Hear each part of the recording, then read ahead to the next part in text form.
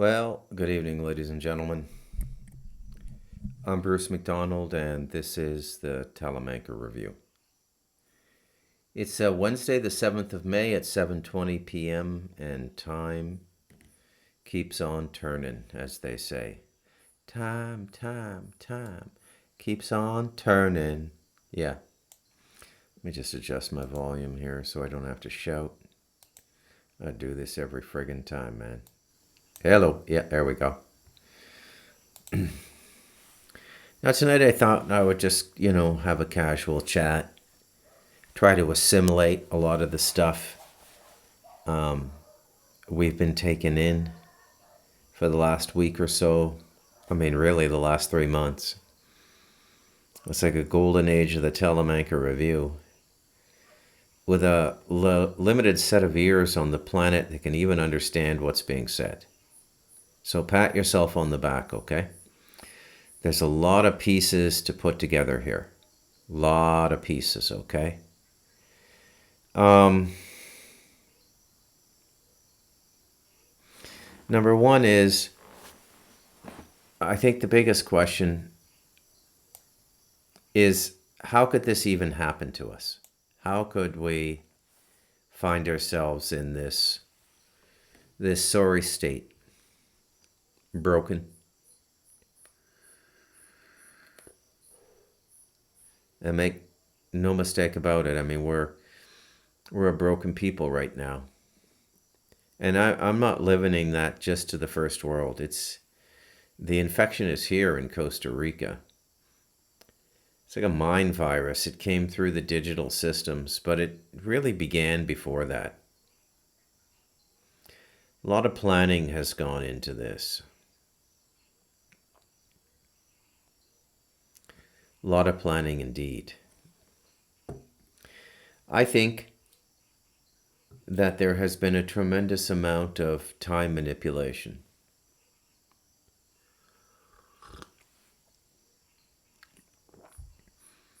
I think the whole thing really begins after World War II, but after World War II, they got time travel. And so they can make it look like something it isn't. They can make it look like a religious or a Masonic conspiracy. Mazzini's letter, or Albert Pike's letter to the Mazzini, the internal correspondence of the great Masonic scumbags. I don't really buy that. There's no way that high magic is responsible for everything going on the planet now. Although high magic existed before World War II, high magic was one of the forces in World War II. It was really the force that won if you study the war closely.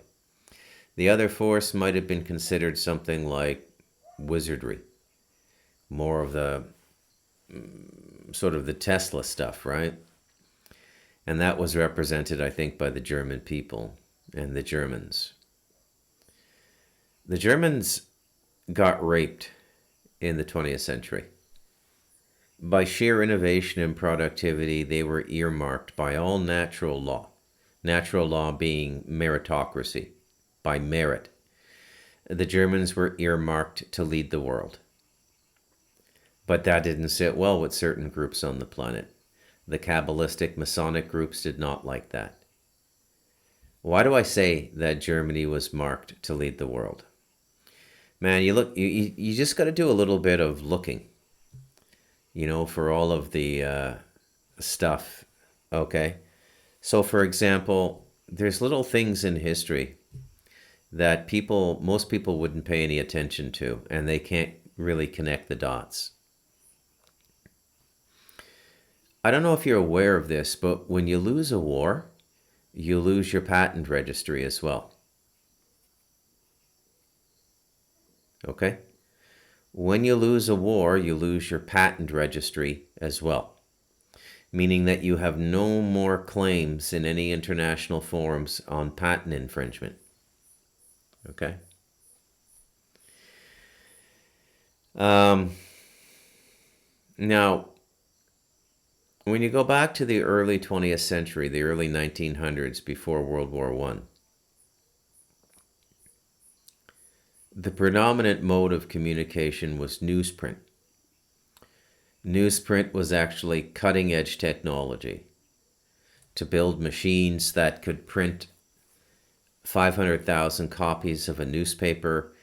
That was enough to spellbind people back then. And you can see pictures of people at the street, on the street, people waiting at a train station like Union Station in New York, and it's just a big line of people, and they've all got newspapers open. Newspapers were the original tablets. And those newspapers required resources, and those resources in that day were as valuable as the resources which define the market we live in today, which are mainly petroleum and rare minerals for the emerging electronics market, which China has attempted to corner. I'm not sure if they're going to survive cornering that market, though.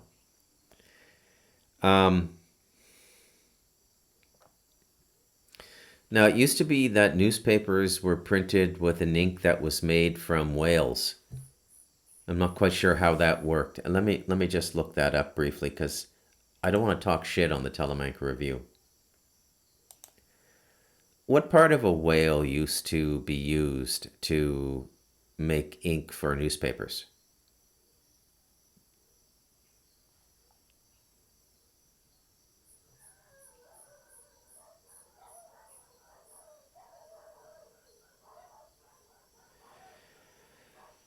Okay, hang on a sec.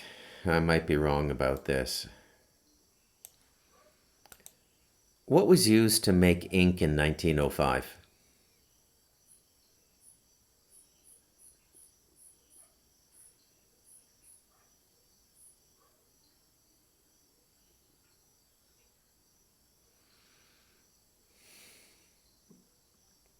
Okay, scrap the whale thing, okay? But the inks were made with organic material. So it says here in 1905, black writing ink was primarily using a combination of iron gall tannins, often extracted from gall nuts, a growth on oak trees, and iron salts, such as ferrous sulfate. Additional ingredients like gum arabic, wine, or vinegar, and sometimes cloves were also used to improve the ink's properties. All right, long story short, the Germans, one of the things they had in their patent registry was a synthetic ink. And it was putting a lot of the British-centered industry out of business.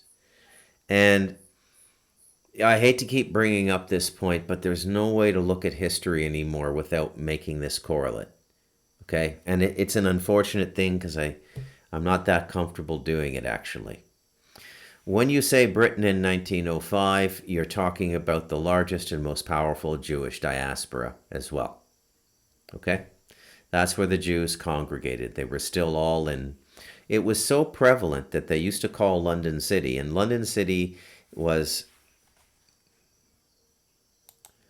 How big is London City, and when was it formed? It's a square mile. The City of London, often called the Square Mile, is a small area within Greater London covering approximately 1.12 square miles, 2.9 kilometers squared. It was founded by the Romans as Londinium around 43 AD. Well, they really go back, don't they? Greater London, the wider metropolitan area, has a much larger area. Yeah, okay, fair enough. London City was where all the assay offices were. What is an assay office? Here's the definition of assay office: an establishment for the assaying of ores and metals. An establishment for the assaying of ores and metals, okay? Assay office. So those were all in London City. The Bank of England was in London City. And this part of London was so Jewish, it was nicknamed, not in a derisive or anti-Semitic way, it was called the Jewish Quarter. Okay? And you've got, then Now, I'm not saying that this isn't um, a good skill to have, okay? I mean, it probably is. I should probably pay more attention to making money. I'm just stupid that way. And it is a kind of stupidity, actually. But Jews have always been really good at making money, okay? Now, you could say that when you say making money, what do you mean?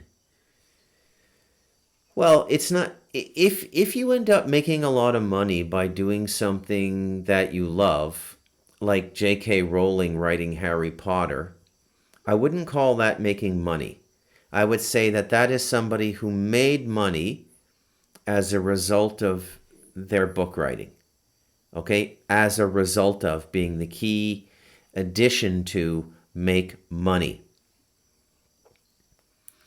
But this thing we call making money, which is Fleet Street in London, where all the stock exchanges are, Wall Street in the United States, Bay Street in Toronto, Canada, it's where the stock exchanges are. And, you know, before stocks and corporations and paper issuance became a big thing in corporations, which is another form of money printing, money was made on the buying and selling of precious metals and gems. And this was a trade largely dominated by Jews. Always has been. If you go and you watch the beginning of the movie Snatch, you know, the Guy Ritchie film, they're robbing a diamond merchant in Amsterdam. And those Jews in Amsterdam go all the way back to Sabbatai Levi. Okay? So this idea of making money on money has always been around. Most people don't do it. Okay? Like, I'm fastidious about it. And I've been intuitively this way my whole life. And you could say, for those of you who've read The Devil in Us, it is in part a reaction to my father. And my parents, if I've never mentioned this, despite being Catholic, psychologically and behaviorally, they were more Jewish. And this is because the Jews spent a lot of time in Scotland. And they got along with the Scots very, very well. It's one of the few places in the world that the Jews lived for an extended period of time, and there was no enmity. And this is why, by the way, the Grand Lodge of Scottish Rite Freemasonry precedes the Grand Lodge of Freemasonry in London, England in 1720. Which came first, the Grand Lodge of Freemasonry in London or the Grand Lodge of Freemasonry in Scotland?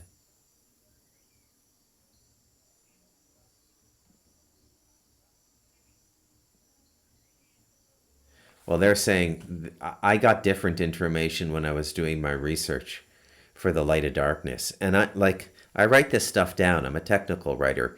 Again, I'm not making this up, guys. I'm not paranoid. The ground is literally shifting beneath our feet. It's in the language. Every time I go to look up a word, I go, that's not what that word means. They don't give you the etymology. They don't tell you where it comes from in the Latin or the Greek. They don't give you a holistic definition of the word. And hang on a sec. When was the Grand Lodge of Freemasonry for the Scottish Rite formed?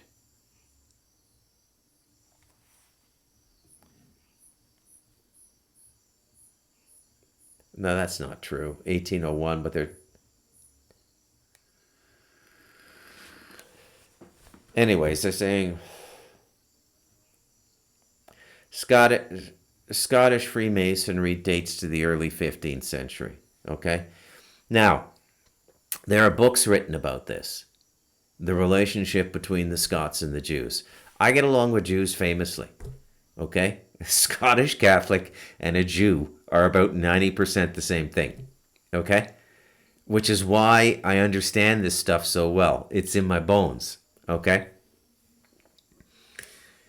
Now, my parents, they were really Jewish, so much so that they even golfed at the exclusive private Jewish golf club in Ottawa, Canada, Rideau View. Okay? It was members only, and it was very expensive. Hang on a sec, I'll tell you. How much does an annual membership cost at the Rideau View Golf Course in Ottawa? They don't give you a quick answer. They just...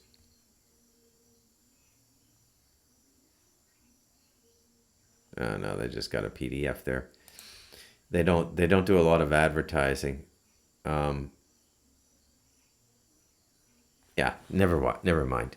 See, they're not looking for a lot of people. This is like, and this is another thing that's really funny because, when you watch television that is Jewish centric, they'll do shows on, anti-Semitism and Jews not allowed. But when you actually poke around in the world, there are very many Jewish only organizations that don't want Gentiles in them. Okay?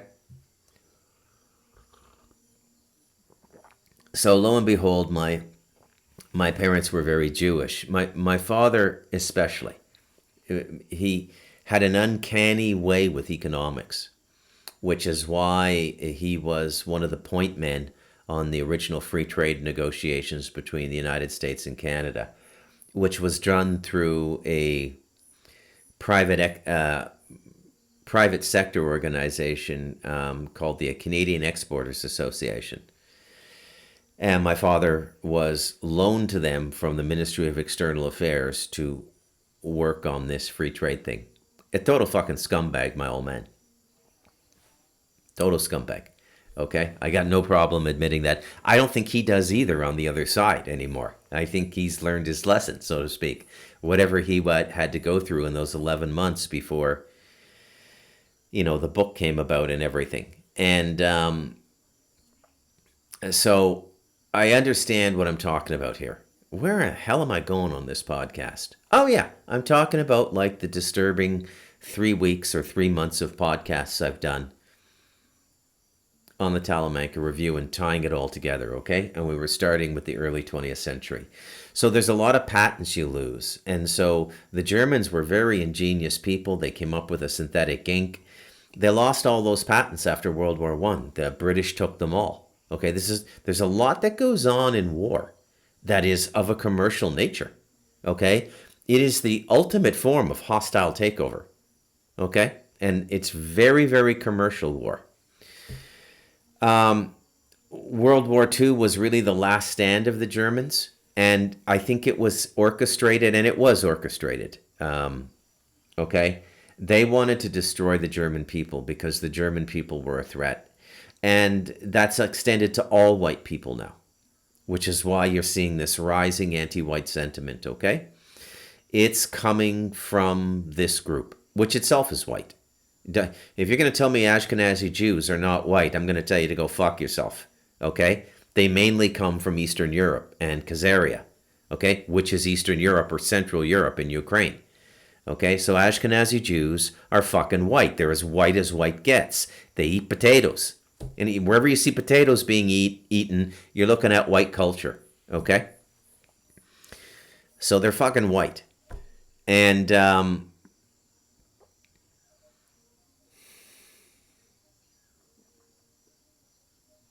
so it really begins, I think, probably in the secret societies.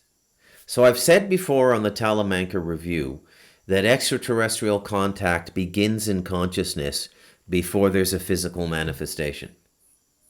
Okay? Now, who would be doing this? Well, it would be the secret societies. Okay? It would be the Freemasons. It would be the Kabbalists. It would be all of these sorts of things. They have been experts at this sort of interdimensional communication. You could actually say that many of the aspects of high ceremonial magic are centered around interdimensional communication. Okay? Interdimensional communication. Now, as this interdimensional communication opened up, and it goes back 500. When did John Dee and Edward Kelly commence their communication with the macrobes through ceremonial magic or Enochian magic? Oh, it doesn't want to answer that one for me. When did John Dee and Edward Kelly commence their dialogue with the macrobes through Enochian magic?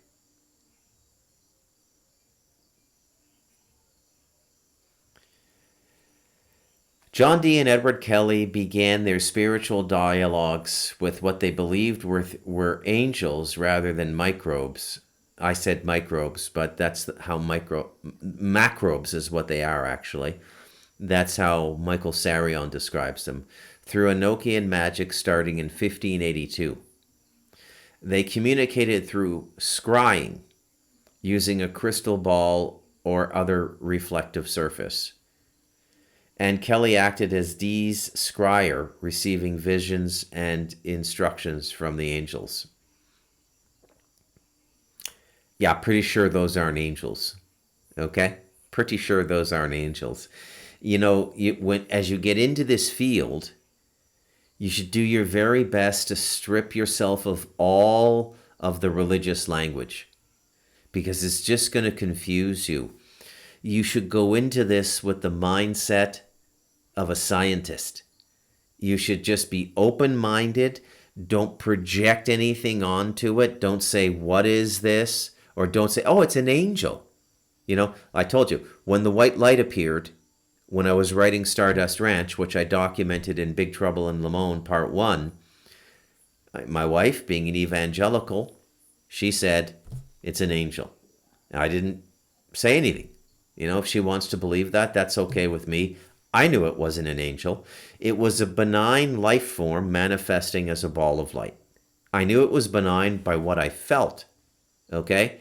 So I don't have any issue with her calling it angelic. But what John Dee and Edward Kelly started communicating with, there's no way that could have had a good feeling to it. Okay?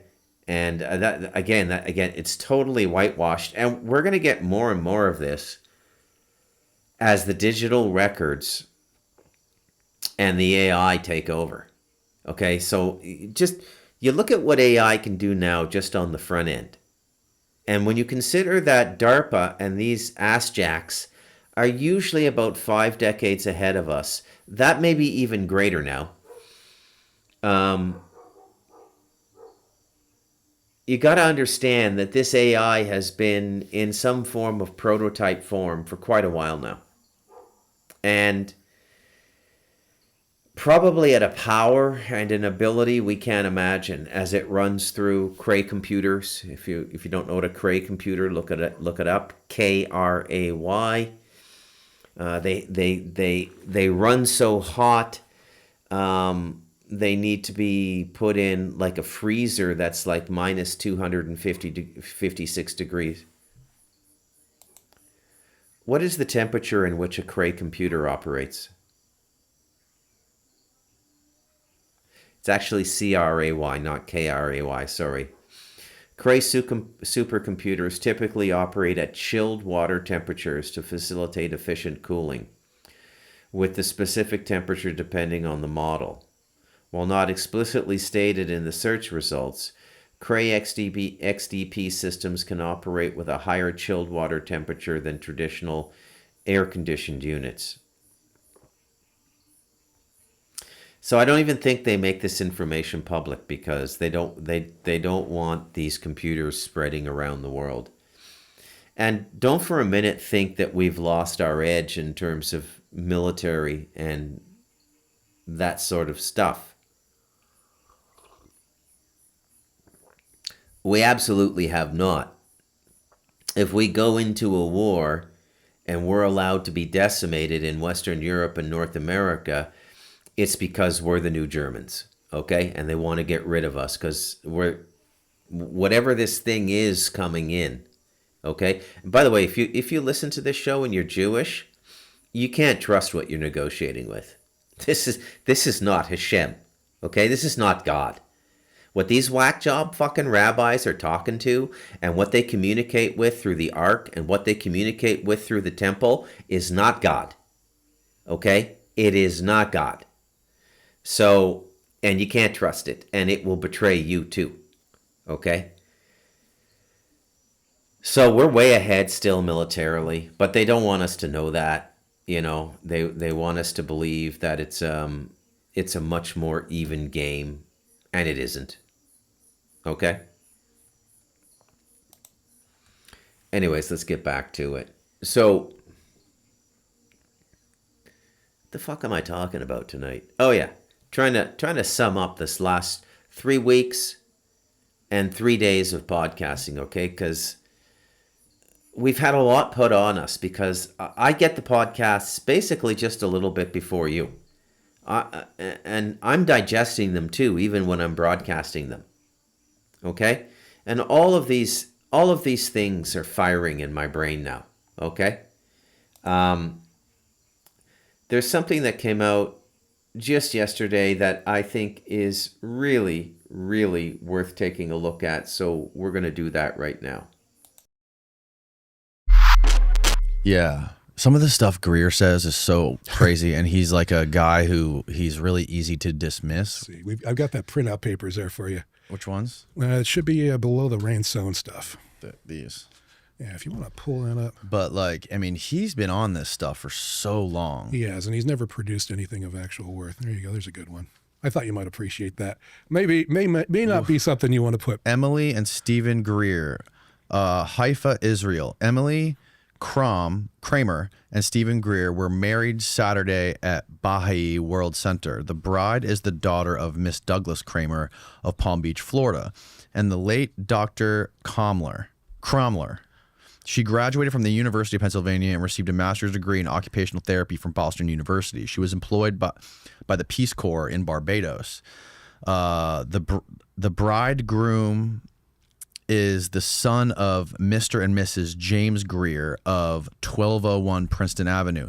He attended the Appalachian State University and is employed in the Information Processing Department at Baha'i World Center. After a trip through Israel, the couple will live in Haifa and work at the Baha'i World Center. Yeah, that's the original marriage notice. Baha'i was regarded as an intelligence gathering operation for Mossad.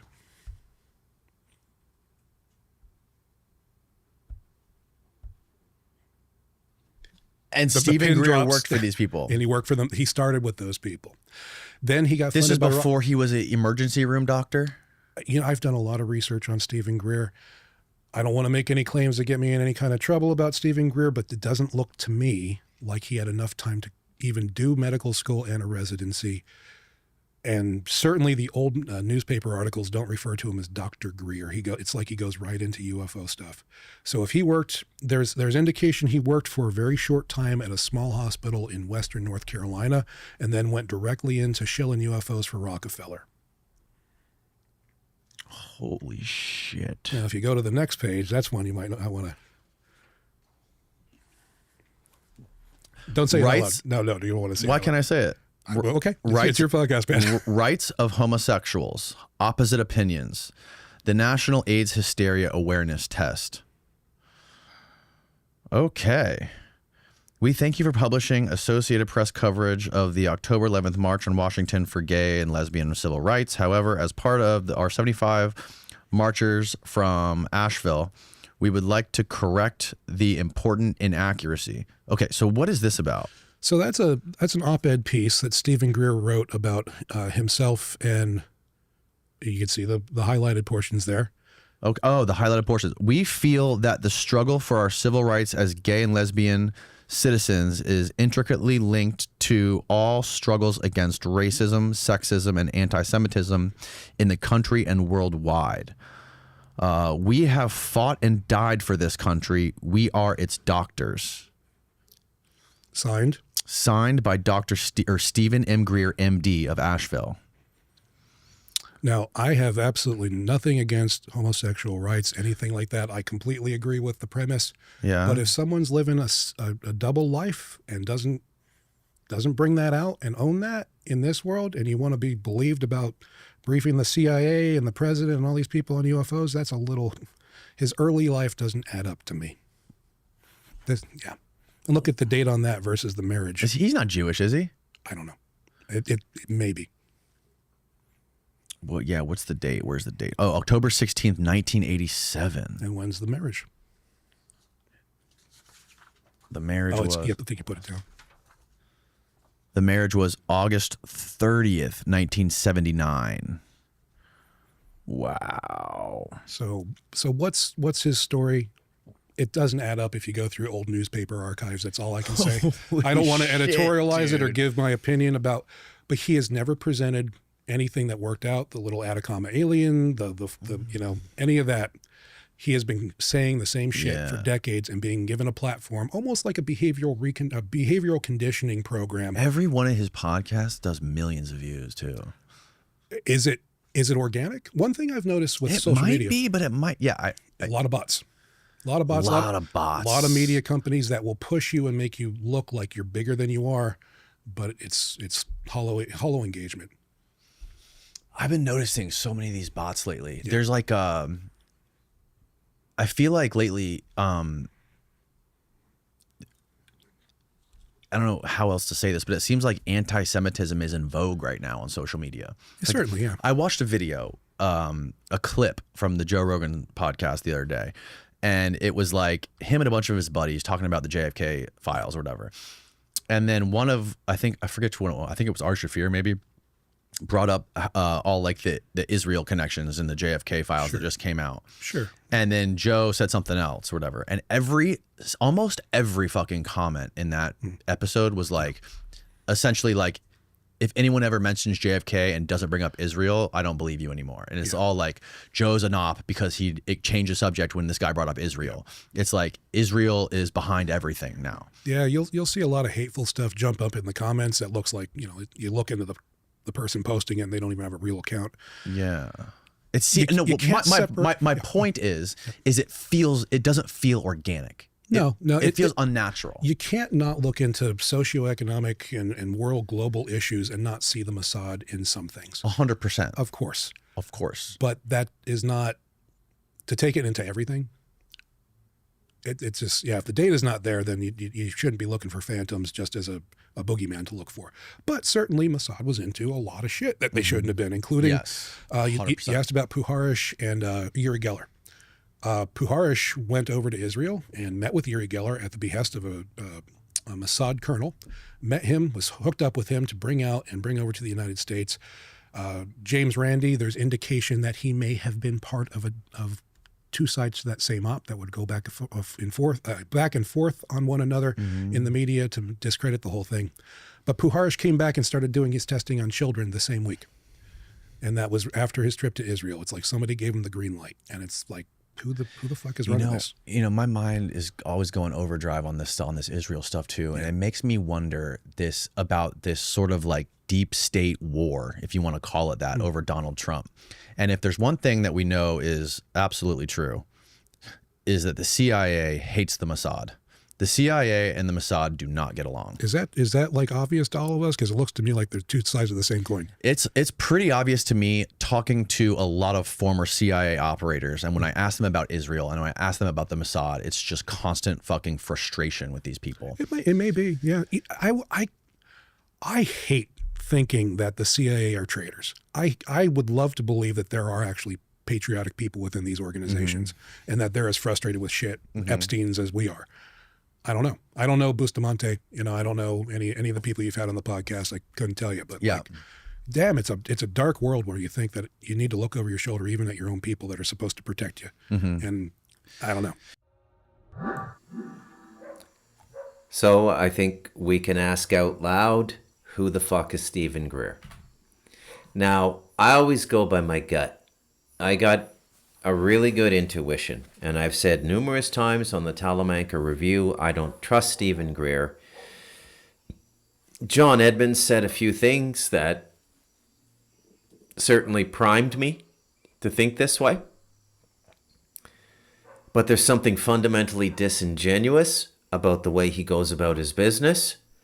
I would also point out that Carrie Cassidy is Jewish. Okay? And I don't know what I'm saying here. I don't want people to run away and think that, oh, Jews are evil people, or the Jews run the world, or anything like this. But at the same time, it is undeniable that something happened in this pivotal period of World War II. Kissinger is Army intelligence. Kissinger is one of the first people into the deepest hidden, like built into a mountain, Nazi weapons facilities. Kissinger is Army intelligence in World War II. At the age of 22, he's an intelligence officer. And then we find out later that Kissinger was deeply involved in the secret space program for who knows how long, 15, 17, 18 years from 1945 until he makes his debut as a public figure in affairs of state as Secretary of State for Richard Nixon. I would also point out that Nixon started to figure a lot of this stuff out, and he didn't get killed like JFK, but they got rid of him. So the question then becomes, what is going on in this UFO world? Is it real? What is the relationship between ceremonial magic, which is the basis of the Kabbalah, the basis of the secret societies, the basis of Masonry? This is not Torah Judaism. Torah Judaism is the same sort of religion as everything else on the planet. Silence, fasting, prayer, repentance, atonement. Okay? But this Kabbalah is at the center of this UFO story we're living right now, and what may very well be a UFO takeover of this planet. And I feel safe in saying, without being any fear of being called an anti-Semite, that if we get taken over as a species, the interdimensional door was opened by Jews. And that's why they get so much special treatment in the world. Okay? You cannot act as tough as they do without something backing you up. Okay? Something has to be backing you up. Nobody crosses these people. Putin won't cross them. Trump won't cross them. Mark Carney won't cross them. So what are we looking at here? We're probably looking at a hybridization program of the human race. Now, this is not the first time that this has happened. This body we're in now, is the result of a hybridization. There are allegedly, I'm not speaking scientifically here, I'm speaking from the anecdotal world of exopolitics as it has presented itself over the last 2 or 3 decades. There are at least 22 different alien genetics in the human body now. It's almost like we were created as an afterthought to the original creative process of the Creator. And we were created subordinate to races in this universe that are a direct evolutionary descendants of the creative process. We were sped up. We were augmented. And this may be one of the reasons we're so combustive. Because we have an advanced intellect and an advanced consciousness and an advanced suit with the chakra systems and everything going on with this body. But at the same time, in an evolutionary sense, we're much closer to those monkeys at the monolith. We're both in one. And so you could almost look at this as the internal spiritual struggle, aspects of it, at least as it, before you reach transcendent consciousness, aspects of it are entirely genetic. the struggle between the impulse of our soul footprint in the evolutionary path on this planet with the augmentation to the bodies to speed up our evolution. And the two are not in sync. Okay? One thing you notice about the other extraterrestrial races is there's nothing reactive or spontaneous about them. And this includes the negative and the positive extraterrestrials. They're very methodical. They're very well thought out, everything they do.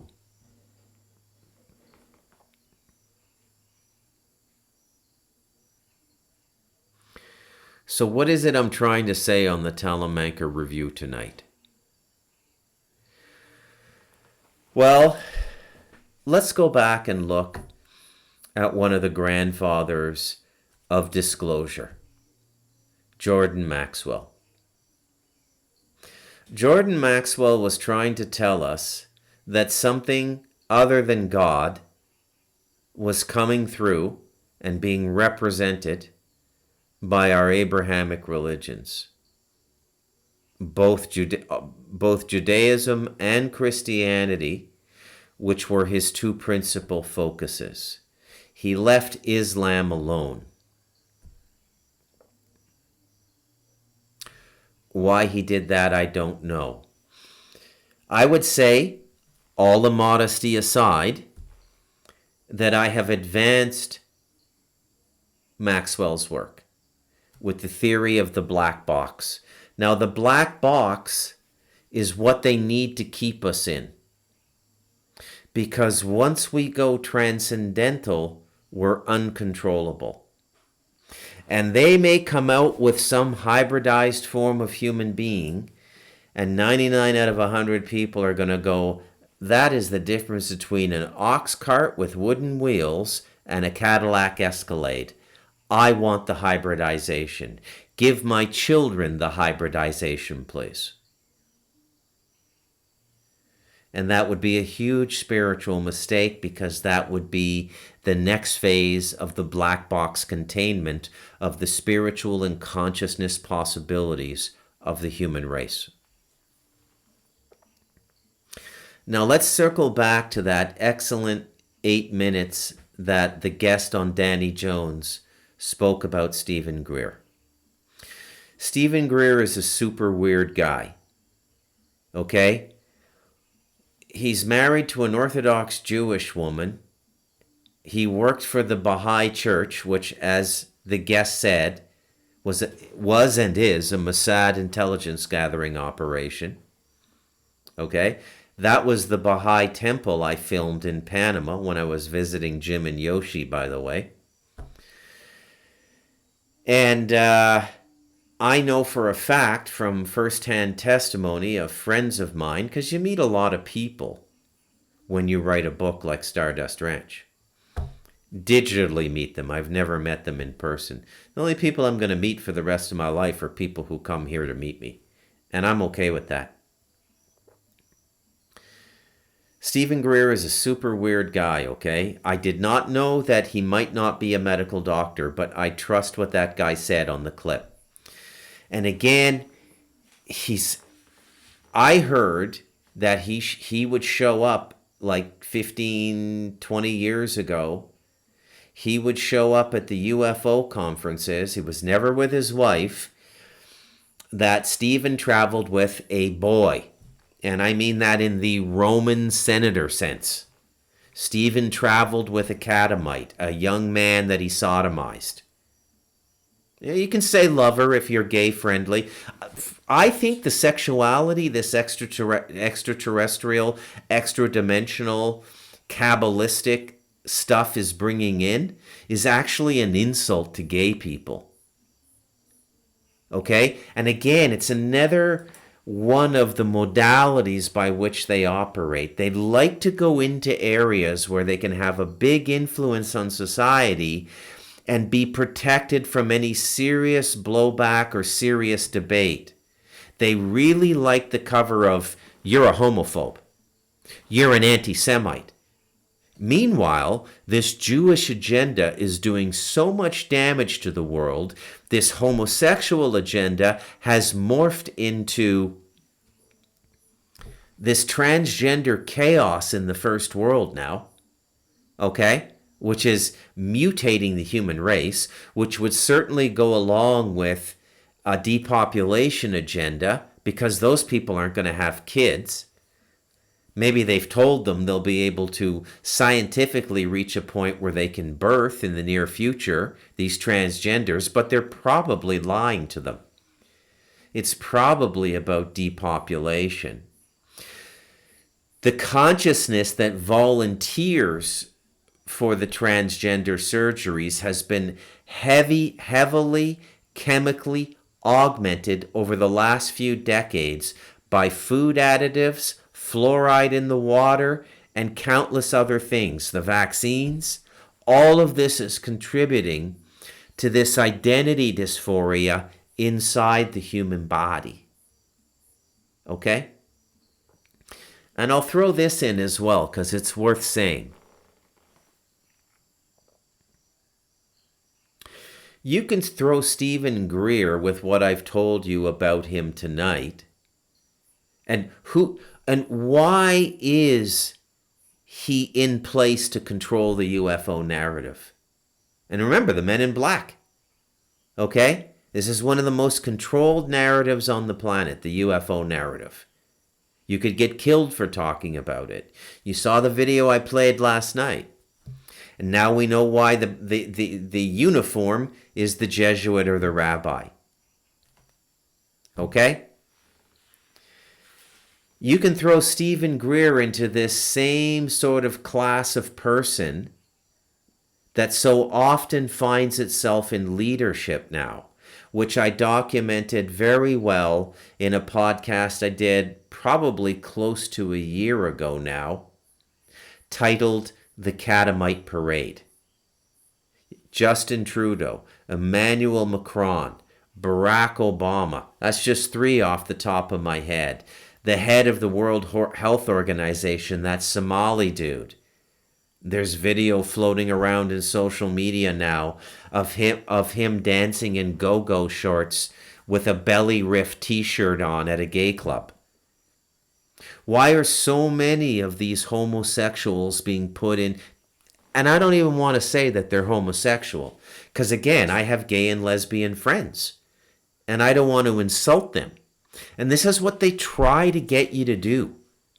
They try to make it so you can't talk about these things. Oh, Bruce is an anti-Semite. Oh, Bruce is a homophobe. No, I'm not. I'm asking a legitimate fucking question. Why are there so many sex freaks in positions of power? Beetlejuice, the mayor of Chicago, that crazy fucking lesbian or pseudo-lesbian premier of Ontario, Kathleen Wynne. Macron, marrying a dude, starting a relationship with a dude when he's 16 years old who transitioned to becoming a woman, as Candace Owens is so well documented. Barack Hussein Obama marrying a dude. But they always put the show family up, don't they? The 2 kids. You can find all the videos you need to find out who those kids are genetically. They were sired by friends of the Obamas. They are the daughters of a couple that are friends with the Obamas. And when you see the face of the man and the woman and you compare it to the kids' faces, it's undeniable. It's like Trudeau and Castro. Okay? Then you get into the bloodline stuff. The bloodline magic, the Nephilim magic, all of this sort of stuff. Okay? Why do they work in these bloodlines so much? Why was it so important that Fidel Castro's bloodline govern Canada at a certain juncture in history? Well, I would suggest it was to destroy Canada. Okay? To incapacitate Canada as a free country. We're fighting for our lives. and our futures and the futures of our children and grandchildren. And the vast majority of people on this planet can't even see it. It boggles my mind. I have no idea what to call this podcast. Walk on the Wild Side. I'm Bruce McDonald, and this has been the Talamanca Review.